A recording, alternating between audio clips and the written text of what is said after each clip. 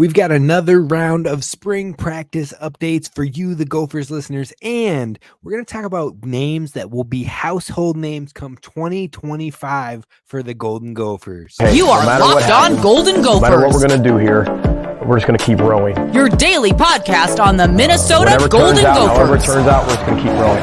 Part of the Locked On Podcast Network. Your team every day. We're just going to keep rowing, and keep rowing.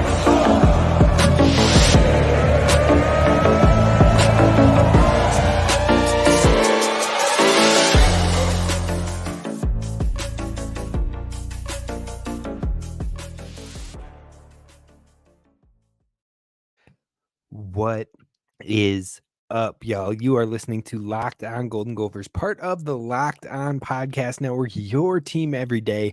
My name's Kane Rob, host of the podcast, former collegiate football video coordinator and recruiting assistant, here to talk Golden Gophers with you each and every day of the week, Monday through Friday. And today we are talking about Gophers spring practice. We had a media-only practice on this Tuesday afternoon. I got updates for you. I'm going to tell you, it's not anything shocking. It's not anything that'll be earth-shattering to the Gophers fans, but just updates on what we're seeing even a few days after the last open practice to the public. And it's now been 5 days since that practice, so we have a few more updates. Things are starting to come together, and there's still things that need to be worked on. We'll get into all of that. Then I want to talk about the couple of transfers that we have seen hit the portal from this Gophers football team, how much of an impact it has, and then the positions that we really need to prioritize in this portal, in my opinion. Now, tomorrow, we're going to talk about names in the portal right now that I would love to see the Gophers get aggressive and try to add to this team. We'll see if any of those come to fruition, but definitely a fun show for tomorrow. And then finally, we're going to talk about names that might get limited reps in 2024, maybe no reps in live games, but maybe only a few occasional reps sporadically, depending on injuries and things and such. But I think these names could be household names in 2025 and beyond. They could be starters for this Gophers team if they stick around. We're going to dive into 5/6 names I think could be those guys for the Gophers at the end of this show in segment 3. So definitely stick around, hit subscribe, sit back, relax, enjoy the Gophers talk. We got it for you every day here over at Locked On Golden Gophers. Now let's dive into some spring practice notes. Now the first one was Darius Taylor did not practice in any capacity for the Gophers today. He sat out of today's practice. When asked about it in the presser afterwards, PJ Fleck said that this was the trainer's call. So apparently it's nothing to worry about, nothing serious at all, and definitely something to kind of just move past. So I just wanted to briefly call it out because it did happen. Some other reporters, other media might mention it, so I figured we might as well get you covered here as well. Don't think I'm hiding anything out on y'all, because I wouldn't do that. You know I wouldn't do that, but I'm going to keep you posted with everything I hear and see. Now, it was great to see Daniel Jackson and Christian Driver in pads with the team, warming up in the opening scripts and the installs and what have you. But then they would also work a vast majority of the practice with the rehab group once again. But we did get to see Daniel Jackson going through the install walkthroughs to start practice. So definitely shows that he is getting closer to full go for the Gophers, which is great news as they wrap up the spring, but then also as he gets into his offseason to put together an even better season in his final year with the Gophers. He has progressed each and every year and significantly, and I think he's going to cross the 1K mark this year and really put his name in the Gophers record books, maybe a top 5, top 3 wide receiver in receiving yards all time when it's all said and done. I think that's how big of a year Daniel Jackson could have this season. I believe he's right on the verge of top 10, or he is 10th right now. So he could really make his name in that receiving yards record book if he can have a big year. Now, outside of all of that, I want to talk about one thing that really stood out in today's practice, which makes it hard to have takeaways, but is also promising for the long term of the Gophers. And that is there was a lot of mixing and matching players and slots and positions and groupings, especially on the defense. So you could see it all over, but it was really heavy on the defense. Now, from wide receivers to tight ends to linebackers to DNs, the combinations that they were rotating these guys in was constantly different. On top of that, even the safety pairings were pretty sporadic. So This makes it extremely difficult to see who's really getting run with the ones or how these looks actually look. But overall, that being said, I think that it also gives you hope that this team can get those younger players up to the point where it could be next man up, no matter if someone goes down, no matter if an opportunity presents itself, no matter if somebody is off one game and you need to put in a new player to fill that role at an elite level, that you have the depth and the trust in your players to get it done. Now, Coach Fleck mentioned how last year, and we saw it firsthand, that younger players were thrust into roles that they were not ready for. That was plain as day. But now he is seeing those players who were thrust into the roles too soon, all of a sudden getting opportunities to get looks with the ones and get looks in live looks and team looks and what have you in these practices, and looking more comfortable and confident and having a swagger about them. A swagger over a cockiness is what he was saying. And having that kind of swagger mentality that, yeah, I can do this and I can do it at an elite level. I can get to my spots. I can get to the play. I can be a difference maker. And that is something you love to see from younger players, because it only helps them build towards their ceilings and their trajectories that they are on. So overall, I think it is a good thing for this Gophers program, but it makes it a lot more difficult to get any learnings or gleanings from these media availability practices. Now, all of that being said, I believe Philip Daniels is really making a case and pushing to have a right tackle battle or competition once we get to fall camp. I think he is showing that he has the upside, he has the drive, he has the strength, he has the fire to give a run for his money with Martez Lewis. And I think that it will be a great thing for this Gophers offensive line to always have your best players pushing each other and fighting for the spots, as opposed to being locked in and kind of easily fending people off. I think the more competition you have at that level, the better the entire team gets. And I think Philip Daniels is also showing this defense he won't be pushed around. There was definitely some fiery moments between Philip Daniels and Anthony Smith in today's practice.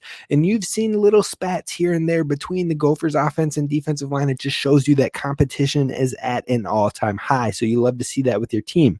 Another guy that looked like he was getting a little bit of run with the ones at times was Rylan Kelly, who got a little bit of run across from Justin Wally with the cornerbacks. Now, again, this could have been some of the sporadic different pairings and what have you, but it did look like Rylan Kelly got a couple looks and didn't look too bad in them. Now, on top of that, Jerome Williams has been elevated to that 2s or 3s center for the Gophers. So one of the first men up when it comes to being a backup for the center. The center right now is Greg Johnson, but with Cade McConnell hitting the transfer portal, we'll talk about that a little bit later, but it comes down to Jerome Williams or Ashton Beers on who would be the next man up in that center position for this season with this current roster without any freshmen or anything coming in.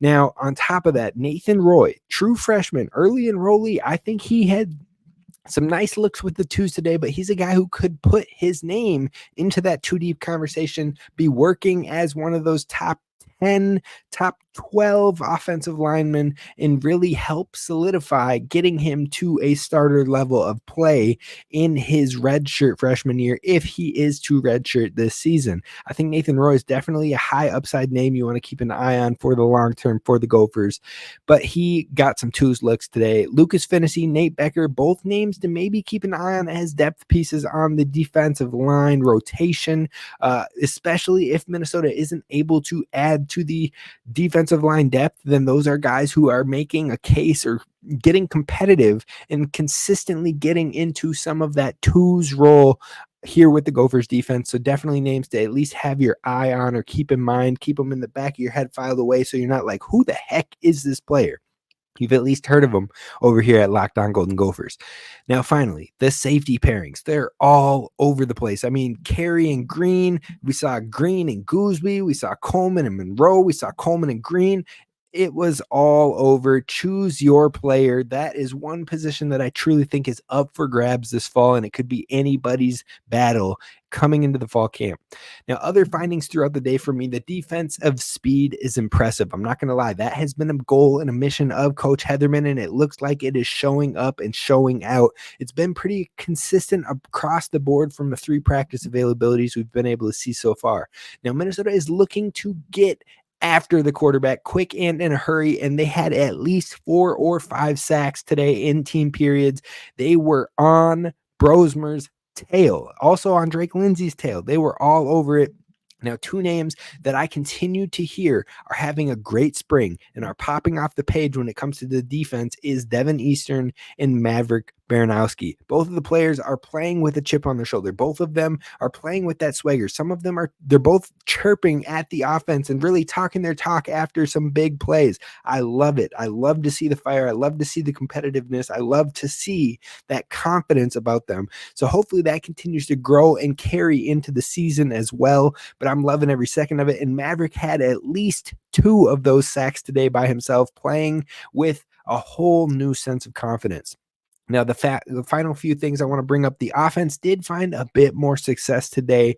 They saw more success today than they did with either of the last 2 practices we were able to see, but they still have a long way to go from being a successful offense in the Big Ten.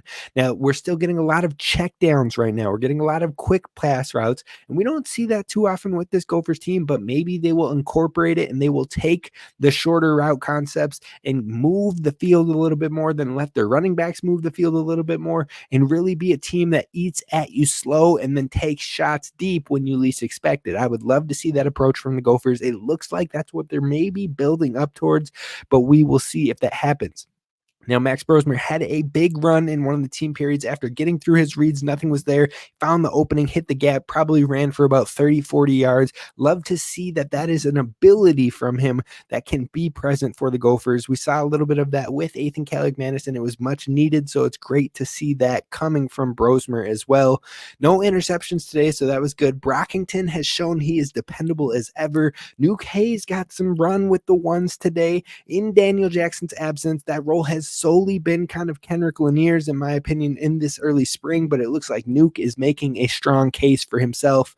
Frank Bierman is a name you're going to want to know at tight end. He has been taking a lot of what would presumably be Nick Callerup's role. Nick Callerup has been injured over the last 2 practices we've seen, so Bierman is a name that could be next up behind him. I'm still a big fan of Pierce Walsh, who is seeing snaps with both the 1s and the 2s, could be a tight end in the future. And then Drake Lindsey is really starting to have some flash moments. Now, he is throwing with great anticipation. He has had solid touch. He has hit some just buttery hole shots. He has had some huge rainbow arcing drop in the bucket type throws. I love to see it all. Now, he might not be ready to be the guy at the Big Ten level right now in this current moment, but he is definitely showing the upside, and he shows what he could bring when he is ready. So Coach Fleck had high praise for Drake Lindsey. I don't know if I've ever seen somebody as young as Drake make the strides he's made this early as a true freshman. That's what Coach Fleck had to say in the presser afterwards. You love to hear that about potentially the future quarterback of the Minnesota Golden Gophers. Now, yes, there have been some transfers, and to be honest, I wouldn't be terribly shocked if 1 or 2 players still hit the portal from now. But overall, I think this Gophers team has a lot of upside. They just have to get up to speed and clean it up. This offseason could be the difference for this team, and we'll definitely want to see how it all shakes out in the fall. But speaking of the transfers, we're going to dive into who those portal departures are and also the positions Minnesota needs to prioritize coming up next.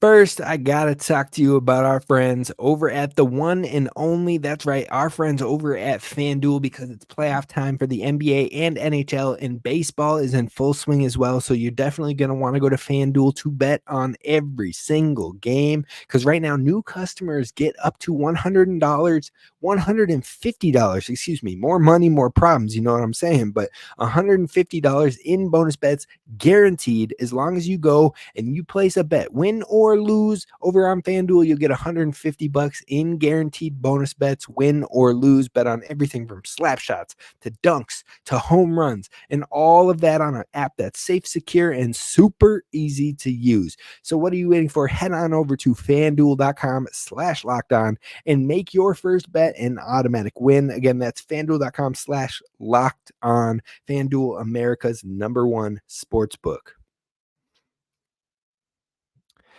Now, we also need to talk about our friends over at Monopoly Go. That's right, because we've all been there, either as a player or a fan. It's halftime. The scoreboard isn't looking too good. You're feeling low and you're not sure that you or your team can pull out the win.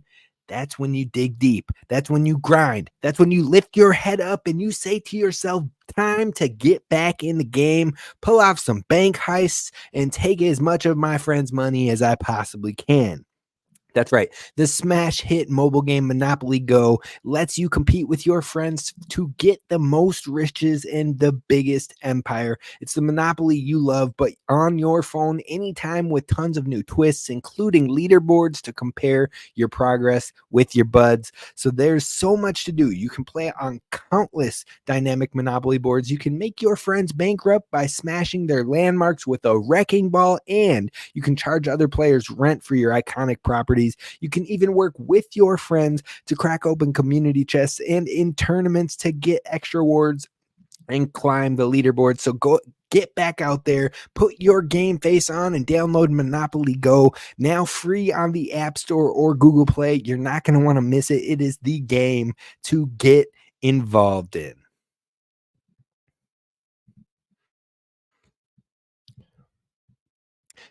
All right, Gophers fans, let's talk about the portal departures. This will be a quicker segment. Only 4 guys so far that have really hit the transfer portal. Only 2, maybe 1 of real consequence in your boy's opinion.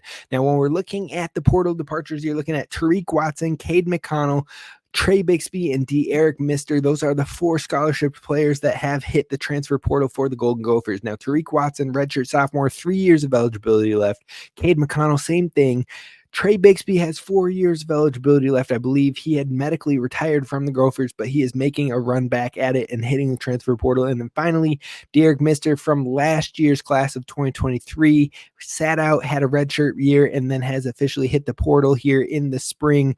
Now, only one of these departures, like I said, maybe hurts a little bit. And it's a player that hasn't even actually seen the field for the Golden Gophers at all yet. So I completely understand wanting to get an opportunity elsewhere. And that biggest departure, in my opinion, is Cade McConnell. He was on the 2 deep last year, so he was traveling with the team. He was working with the offensive line. He was one of the key backups for those guys.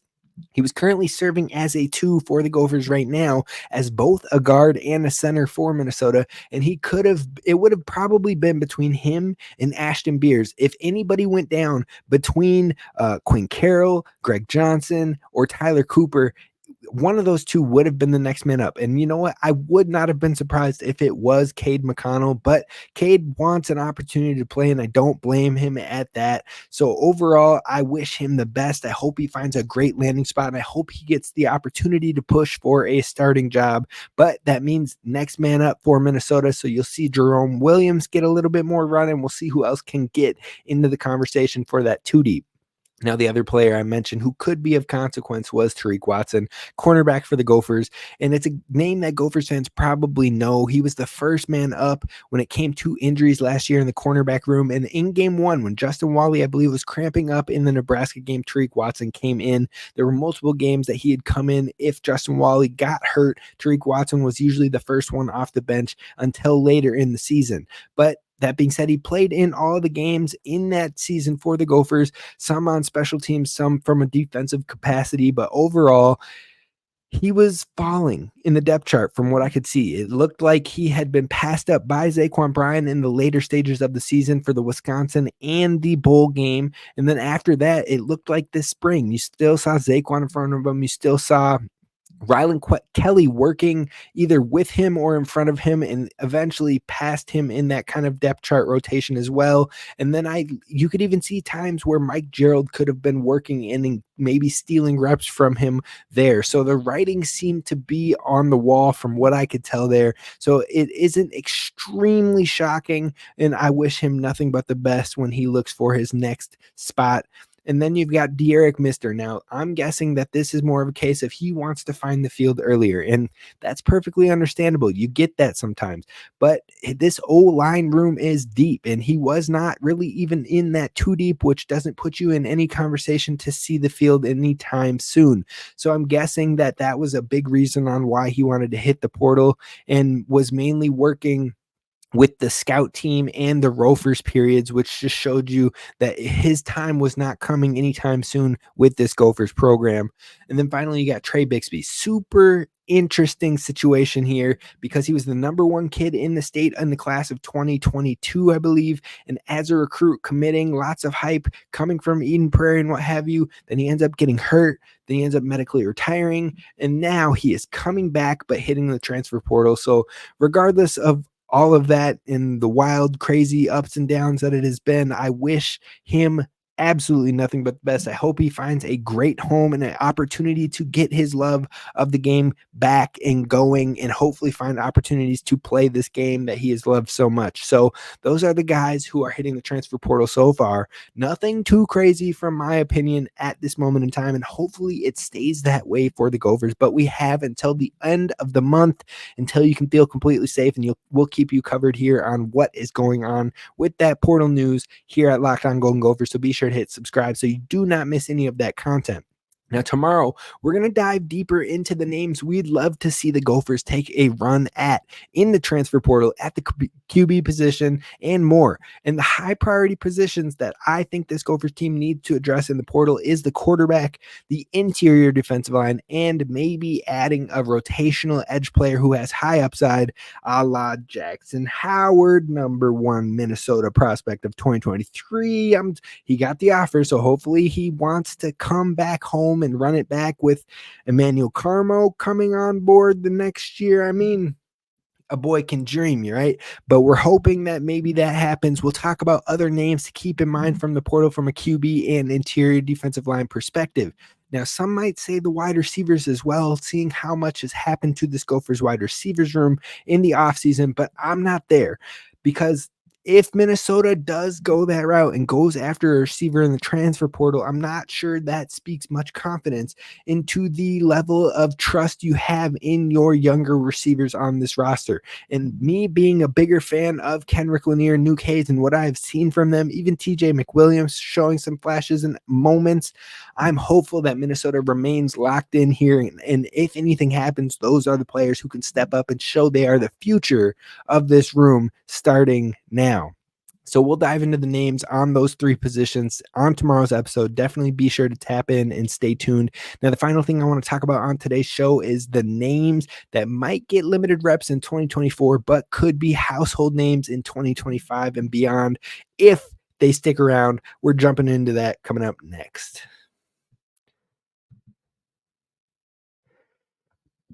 First, we have to talk about our friends over at LinkedIn Jobs, because when you're hiring for your small business, you want to find quality professionals that are right for the role that you have open. And that's why you need to check out LinkedIn Jobs, because it has all the tools to help you find the right professionals for your team faster and for free. And it's not just a job board. LinkedIn is so much more than a job board, because LinkedIn helps you hire professionals you can't find anywhere else, even those who aren't actively searching for a new job, but might be open to the perfect role. In a given month, over 70% of LinkedIn users don't visit other leading job sites, but at LinkedIn, they're constantly involved in updating their profiles and what have you. So if you're not looking on LinkedIn, you're looking in the wrong place. And on LinkedIn, 86% of small businesses get a qualified candidate within 24 hours. Hiring professionals like a professional over on LinkedIn, and they're always helping you. I know small businesses wear so many different hats, you don't have the time to do it all, and they're using intuitive new tools to help you write job descriptions and so much more to save you time. It's why 2.5 million small businesses use LinkedIn for hiring. So visit linkedin.com/lockedoncollege. That's linkedin.com/lockedoncollege to post about your job for free. Terms and conditions apply.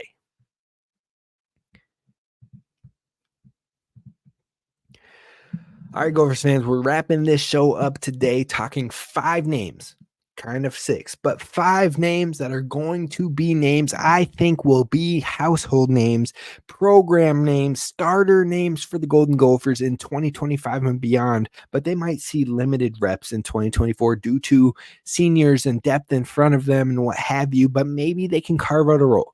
Now, number 1 is the little cheater one I have, and that is Nuke Hayes and Kenrick Lanier. I put both of them because I think both have the opportunity, and it's major because not only is Daniel Jackson out of eligibility after the year, but this year, but so is Elijah Spencer.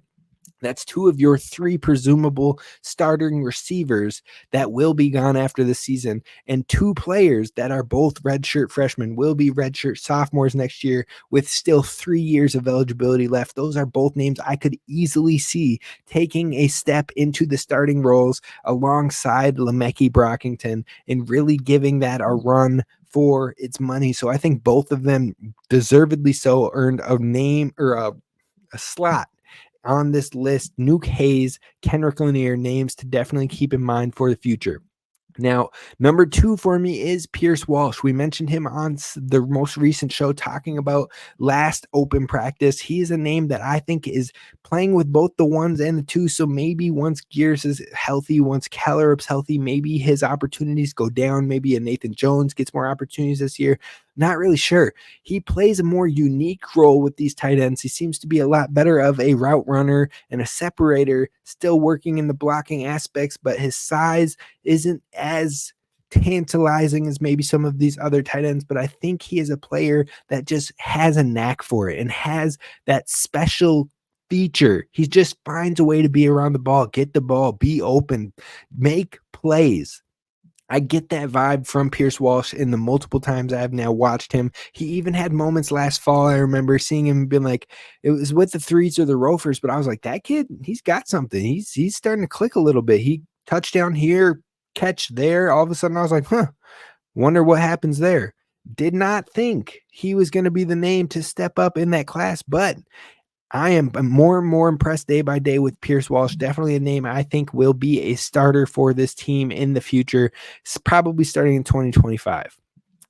3, Nathan Roy. He is likely probably not going to get a single first team rep in 2024, but I think he very likely could end up the starter in 2025 for the Golden Gophers. In fact, I'm even going to dig even further, even deeper right now, call my shot in April of 2024 and tell you right now that if he is healthy, Nathan Roy will be the starting left tackle for the Golden Gophers in the bowl game if they are bowl eligible. I think Ariante Ursary sits it out. He ends up cashing in for the NFL and saving his body in case of injury or anything like that. Things we've seen from John Michael Schmitz, Tyler Nubin, Brevin Spann-Ford, and others that have done a similar thing. I think we see that with Ariante Ursary, and I think Nathan Roy will be the starting left tackle in that bowl game. Book it right now, April 2024. I can't wait to play this one back, but he is my number 3 of a household name that could end up a starter in 2025. The last 2 names I've got for you here, the first one being Matthew Kingsbury, a player Coach Fleck mentioned in today's presser about how maybe the lights were a little bit too bright. He got thrust into a role as a true freshman linebacker playing Big Ten snaps because of injuries last year. And there were moments where it was rough and it was deer in the headlights and it was a lot to take in. And he was kind of just trying to make sure that too much water wasn't getting into the boat. Well, I think starting in 2025 is where he could really make a big time role for himself here with the Golden Gophers, but he even in 2024 could find himself in the rotation, maybe getting some Sam linebacker snaps, maybe getting some rotational Will linebacker snaps. I don't know exactly how it'll work out, but I think Matthew Kingsbury has some fans with this Gopher staff, and they are talking about how he is really grasping the concepts. The game is slowing down. He's making some big moves, big plays for the Gophers in this spring camp. So definitely a name long-term to have in mind. The final one I will bring up is Mike Gerald. True freshman, early enrollee right now. Now, Justin Wally, Ethan Robinson, presumable starting cornerbacks for the Gophers on the outsides, both out of eligibility after this year. And I think Zaquan Bryan is next up and will play significant time this year.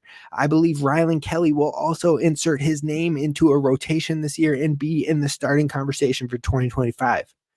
But Mike Gerald has been doing some nice work as an early enrollee freshman that should be a senior in high school right now. Some things that have been impressive, not biting on some rookie things, playing up to the speed. Now, he isn't playing with ones and twos, and I wouldn't expect that of an early enrollee true freshman at the cornerback position. But he's doing some nice things. He is impressing. He is definitely he's not drinking from a fire hose right now. He is slowly absorbing things, and he's like a sponge, and he's taking it all in, and he is showing that he is someone to keep in mind for this room as it shifts next year. So that's definitely a name I think could be on that list of potential household names in 2025 and beyond. That's going to do it for us here at Locked On Golden Gophers. I appreciate you for listening. Be sure to tap in tomorrow where we dive into some transfer portal names we'd love for the Gophers to bring in. I'll see you then. Roll the boat, Sky Umako Gophers, and as always, don't forget to hit subscribe.